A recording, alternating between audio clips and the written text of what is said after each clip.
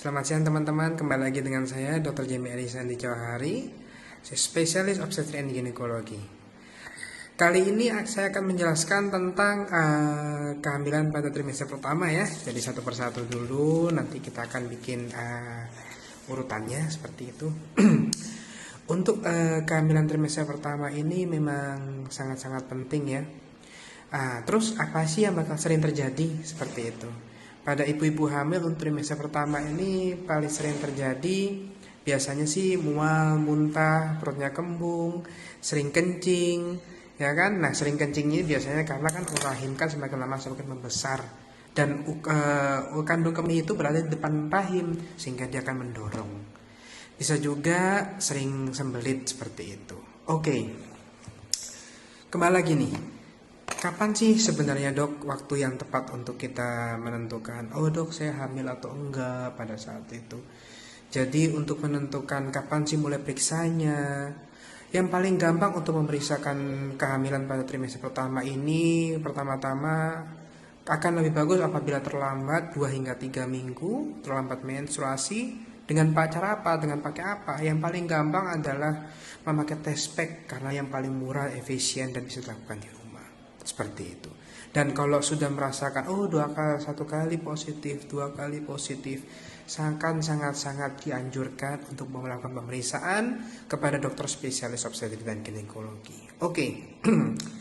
Pada saat pemeriksaan nih, nah kembali lagi.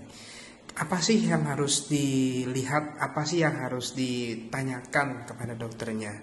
Nah, yang akan diperiksakan sebenarnya. Jadi pada saat pemeriksaan kita yang dokter spesialis ini akan memeriksakan bagaimana rahim ibu. Pertama bagaimana rahim ibu, apakah di sana kalau kita bilang kantong kehamilannya sudah ada dan lokasinya apakah di dalam rahim atau di luar rahim. Yang kedua usia kehamilannya kita akan lihat. Kemudian ketiga, apabila kita akan melihat apakah ada permasalahan pada rahim ibu maupun pada janin ibu pada saat kehamilan trimester pertama. Oke, kemudian ada lagi yang akan wajib, sebenarnya tidak semua memang tidak selalu dilakukan ya, tapi memang itu sangat-sangat dianjurkan, boleh ibu tanya kepada dokternya, adalah pemeriksaan pemeriksaan di tengkuk belakang janinnya. Pada pemeriksaan ini yang paling bagus untuk melakukannya adalah di usia 10 hingga 13 minggu. Seperti itu. Itu untuk menentukan, mungkin ibu pernah dengar namanya kecacatan pada janin. Nah, di situ pemeriksaannya. Oke. Apalagi yang harus diperiksa? Seperti itu. Pemeriksaan yang selanjutnya adalah cek laboratori. Apa cek laboratori itu? Yang pasti wajib ya untuk pertama-tama adalah cek darah, cek kencing. Kenapa? Cek darah untuk melihat apakah ada anemia.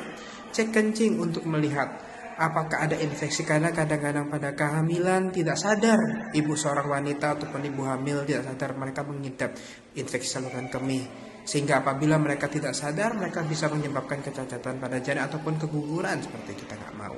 Kemudian yang paling penting adalah 3 lagi, triple eliminasi. Apakah triple eliminasi itu adalah virus HIV, hepatitis B, dan pemeriksaan untuk virus sifilis. Itu paling penting sebenarnya.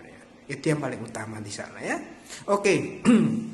Kemudian dilihat lagi ya, vitamin-vitamin. Dasarnya untuk vitamin ini banyak sekali kalau kita bilang paling penting. Tetapi untuk kehamilan trimester 1, yang nomor 1 adalah asam folat. Itu adalah wajib. Kenapa? Karena asam folat untuk trimester 1 untuk mencegah terjadinya kecacatan pada janin. Yang kedua, kita bisa memberikan seperti penambah darah, bisa memberikan dengan kalsium dan vitamin D. Seperti itu. Tapi kembali lagi tergantung kepada dokternya masing-masing. Seperti itu ya. Oke. Kemudian dok, untuk berhubungan, kadang-kadang pasien merasa malu ya untuk bertanya seperti ini. Nah, apakah untuk trimester 1 ini boleh berhubungan atau pada saat kehamilan? Dasarnya boleh-boleh saja, tidak ada melarang. Asalkan kondisi pasien pada saat itu fit, dalam artian tidak ada mengalami perdarahan atau keluhan apapun, tidak ada masalah. Tapi harus diingat juga, mohon maaf, gaya yang dipakai harus normal-normal saja, jangan terlalu ekstrim. Dan untuk berhubungan tidak sama dan sangat sekali tidak disarankan untuk dikeluarkan di dalam. Seperti itu. Kalau bisa memakai pengaman atau seperti kondom. Oke.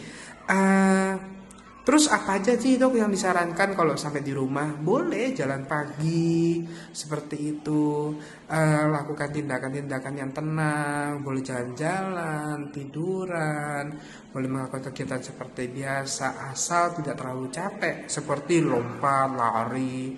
Aduh capek sekali gitu kan, jadi sangat-sangat tidak disarankan. Oke? Sampai sini mungkin misalnya ada yang mau pertanyakan dari bapak atau ibu sekalian, moms terutama ya, biasanya paling awal-awal kehamilan kan pada bingung semua ya. Silakan bisa ditulis di kolom komentar, dan jika suka pada yang saya bahas seperti ini, silakan di like dan di subscribe. Oke? Terima kasih, bye bye moms.